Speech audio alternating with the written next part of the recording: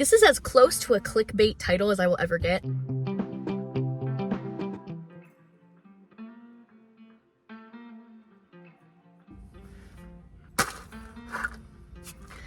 I got the Sabrina Carpenter Dunkin' Brown Sugar Shaken Espresso decaf, and it looks like it needs a little more shaken, you know.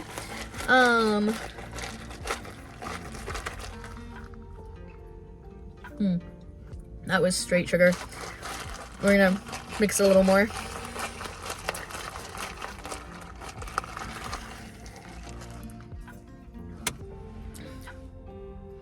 Not bad, not bad. I got it. I felt like I had to, because I was an OG Sabrina Carpenter listener. Like, when she was on the Disney Channel, I was her biggest fan. I listened to all her albums. I loved it. And now she's like a big pop sensation, and I'm like, y'all, I was here years ago when none of y'all were sleeping on her. I'm glad that she has a bigger fan base now, but I don't necessarily love all of her newer music. There's like a couple songs here or there that I like, but in general, she's like not my vibe anymore, which is really sad. But I was like, this is for middle school Meg that had her albums on repeat. I needed to get the Dunkin' drink. Actually, I had a lot of Dunkin' in middle school too, so this is just very nostalgic for Meg. Okay, I wanted to do this video, and I feel like this is as close to a clickbait title as I will ever get. It's a big pet peeve of mine. I don't like clickbaity titles, but I feel like this one is like kind of funny and gets your attention. So if y'all are coming because you're like ready for the boyfriend announcement, I'm so sorry to disappoint. There is no boyfriend, unless, Lord, you know something I don't. Okay, it's currently New Year's Eve. And as I was driving, I just had this random thought. I love, speaking of stereotypical pop girlies that you're listening to, y'all know I'm a big Taylor Swift fan. And she has a song called New Year's Day where it talks about like, yeah, staying for the party and everything is like awesome, but I'll be cleaning up the bottles with you on New Year's Day. Like, I'll be there after the party's over and everyone else has left. I'll be the one like sweeping up confetti with you. Isn't that cute? So it got me thinking about New Year's and relationships, and I was like, someday I'm gonna be able to listen to that song and I'll have someone to clean up confetti with. Like, isn't that cute? And then I had this thought of like, God, what if this was my last year single? Like, this was my last New Year's single. The last, 2024 was the last complete year that I had where I was single. And what if I met the person that I am gonna marry and be with for the rest of my life? Like, that's crazy. But it could happen. I'm not fighting it. But I actually had this really sweet thought of what if, and it was like, if this was my last New Year's single, if this was my last year single, I think I would want to make the most of it. I think that I would want to cherish it. Someone's staring at me outside my car. I panicked. Okay. Moving on. If you don't know, I am 23 years old, and I am single, and I have never been on a date. All of those stereotypical things, like, I've been single my whole life, and there's definitely a desire to be in a relationship at some point, and with my values and beliefs, it's obviously like, I want someone who is as equally passionate about God as I am, and I think of it as much more than just oh, I think you're cute and I like you, but like, do our callings mesh, and are we aligned, and is this God's best, and will more people hear about the gospel through me because we're put together than if we were separate? There's like a lot of things that kind of raises the standard, and so I'm like kind of not surprised that I'm 23 and haven't met my person yet. That's a little bit of my story, and a lot of my friends are in great relationships with great guys, and it's truly one of the biggest joys of my life to get to watch them and champion them. Like, it's like watching the best rom-com ever, except it's all of your favorite people falling in love with each other. God's so kind. But I also have friends that are in the single season with me, and I have friends who have recently gone from single to in a relationship, and I have friends that have gone from being in a relationship to being single, and I have friends like all walks of life, right? My younger sister found the love of her life in high school, and they were married at 18. And so there's just beautiful stories for all of these things. My parents didn't, I don't think they met till 23 or 24. I don't think they got married till 24. One of my dearest friends didn't get married till she was 29, 30, and has the best marriage. So I am not looking for a one-size-fits-all thing. I think that there's something so important to recognizing the power and the purpose in singleness. And it's something that I see majorly underrepresented in my generation, where it's just the goal is the relationship. That is the thing. And it's a beautiful thing, but we romanticize it so much. And then I think we don't even prepare ourselves for actual relationship and marriage. Like, if you're actually ready for a relationship and marriage, you're signing up to die to yourself daily, to choose the other person's best over your own. Like, it's like to be completely authentic in front of them, let them see the worst parts of you, see the worst parts of them, and love them faithfully through it. Not easy. And so we tend to romanticize it, and then we're not prepared when we actually go into it. And I think we forget the power in being single too. And so I had this thought of, if this was my last year being single, what would I want to do with it? And I wanted to start filming this video because I believe that I have a very unique perspective. And I hear a lot of people talking about singleness in the Christian sphere, and it's almost always how to be patient in the waiting, and don't worry, it's coming.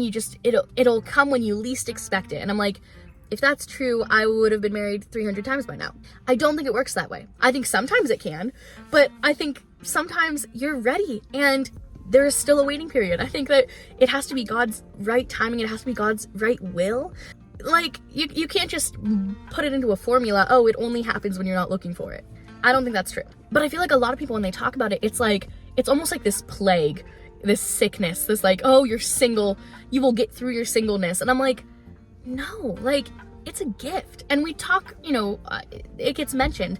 Paul talks about this. He was single for what we know of his life, and says, he encourages believers, I actually think it would be better and more advancing of the kingdom to be single. So if you're single, be single.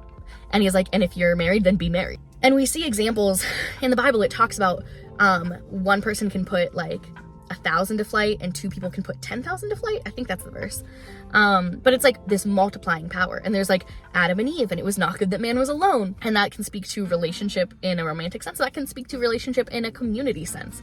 Then we see Paul say you can go further with the gospel if you're single. And then we see examples of Priscilla and Aquila, who in their marriage brought ministry forward. It isn't one size fits all. But I want to say there are people who are called to singleness. I think there are people that get that it's like, oh Lord, don't call me to singleness. Singleness, I'll take anything else. I think there are people that God calls to singleness and they want to be single. Like, they're like Paul. Like, it's like a heck yeah, bro. I'm better on my own. I'm faster for the kingdom. I don't have that desire. I would rather be this, like, I'm chilling. There are people that maybe you had a relationship and maybe your spouse passed and you don't feel like there is someone else that is, you want to be in another relationship, and you're like, I just want to live out my days faithful and single and be in covenant with the Lord, and that's it. And then there are people that you might desire a relationship, and I cannot tell you the will of God for your life. And so maybe he gets more glory in your singleness. That might be true. I can promise you today, if you are single, he is getting more glory, because if not, you would be in a relationship. Like, if you are pursuing the will of God, you're after his heart, you've submitted your life to him. If you are not actively in a relationship, that's because today, as you are where you are, you make more of an impact alone than you would in that relationship. And maybe that's because he's preparing you. Maybe that's because he's preparing that person. Maybe he's preparing both of you. Maybe because it is just not his timing yet. Maybe it's because he has specific things he wants to do, but you are in your singleness on purpose. Don't want it to feel like singleness is this trap or this prison that you're stuck in. I think it is such an amazing thing. And then this is the other thing that if I stop being single this year, what would I want to do with it before I get into a relationship? Is I want to testify to the fulfillment of God, the contentment of God in your singleness. Because I feel like I rarely hear people say this. So I'm just going to say this. I have the most full, beautiful, content life. Yes, there are hardships. Yes, there are moments that I'm like, dear Lord, I don't know what I'm doing. But when I look at my life, I am so full of the Lord's hand and his blessings. I am so content with everything that he has given me, the good and the bad. I am not lacking. If I never get married, I'm not lacking. I may miss it. I may be like, oh, it would be cute to have someone, and like, oh, like, I want that partner, and there may be times that it's hard, but I am not lacking anything. I am fully in the will of God right now, today, the same amount as I would be if I was married tomorrow. I am right where God has me. So I just kind of wanted to share these thoughts with you guys. If this was your last year single, what would you do with it? If you knew that this time next year, for New Year's, you would have a person, what would you do with your singleness now? These are my thoughts. I'm gonna go pick up some things that I need for tonight, and then I'll talk to you guys later. So I was supposed to bring grenadine syrup for mocktails tonight. I've been to 3 stores now and have yet to find grenadine. So we're gonna go find it, but I'm taking a quick break. I got Giant Eagle sushi, and that's my lunch. So we're gonna eat that real quick.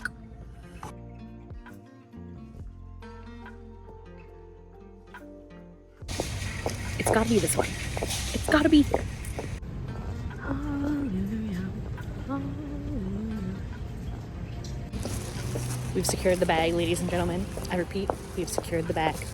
Okay, before I end this vlog, I wanted to kind of share, talked about why there's so much beauty in being single and how great of an opportunity it is and how fulfilled you can be in that time. But how about advice for my single girlies who are struggling with the actual process of being single? Because also, that's so real. I consistently, anytime someone that I know gets into a relationship, I suddenly find the next guy that walks. And I'm like, he's cute, maybe he's the one. He's not the one. I just am lonely. So I'm telling y'all, I understand, I get it. But this would be my advice for the single girlies out there. 1, I would have your non-negotiables. Like, write them out, know them in your heart, so that when the right person comes along, you can register, oh, they line up with all of those things. I don't think being like, they have to be 6'2" is a non-negotiable. Maybe it is for you. I don't think a specific physical trait has to be non-negotiable. I think that you should desire to be attracted to that person. I think that's an important part of relationships. Making sure it's not like an impossible checklist, but it is a standard of, I will accept no less than this. Take all of your desires, all of your fears, all of your doubts, all of your joy, every emotion you have about singleness, and tell Jesus about it. Talk to him about it. It's such a generic answer, but if you are lacking peace, go to the Prince of Peace and lay it all out in front of him, and he will comfort you. He will guide you. Focus on being the kind of person that would show up in a godly marriage instead of just looking for a partner. Focus on being a good partner for your future person and let God grow you however he wants to in this season. Take advantage of the benefits of this season that you might not have in a relationship, in a marriage. And also seek God on your relationship. Like, does he have anything he wants to tell you about your relationship? Are there any qualities that he's impressing on your heart or things that he is letting you know? There was a day that I was just feeling very kind of overloaded with, is there even someone out there for me? Are my standards too high? Am I just called to singleness? Is it not, like, all of the thoughts, right? And it had a series of interactions that just showed me examples of godly relationships. And even times in the word where it talks about godly relationships. And I got just a personal, like, revelation and promise about my future relationship. And I'm like, that's so cool. That is one of the things that is most guiding to me is, okay, what did God say about it? So I think continue to seek him and seek his heart. And as you seek him, you will learn more about what he has for you. And ultimately, I think it comes with a heavy dose of surrender that says, nevertheless, not my will, but yours be done. God, whatever you want to do. I've had to have some hard conversations with God, and to kind of come back to this place of, God, if it is better for your kingdom, if it is your will that I remain single and I don't ever have a marriage, I would rather that. Whatever your will is, I would rather that. And that's hard. Like, I physically felt myself like kind of grieving the, oh my gosh, what if he takes me up on this prayer? And what if I just gave away this heart's desire of mine? I had to really sit with it, and I was like, I truly believe this. Like, with every part of my being, I want God more than I want the relationship, more than I want the security in the future, more than I want the butterflies. Like, and so whatever he deems best is best. The only way you get to that is just continued practiced surrender. I am proud of you, ladies. If no one has told you, you are worth the wait. You are worth the pursuit. And you are already loved by your Heavenly Father, by the one who knows every hair on your head and every detail of your story, who knows your favorite coffee flavor and your favorite color and the conversation you had with your friend last week. He knows all of it, and he knows you, and he loves you. Put your foundation on him before anything else. And I promise you, it may be hard, it may be difficult. I cannot guarantee you what God has in store for you, but I can promise you, if you hold fast to him, he will be faithful, and it will be better than your wildest dreams.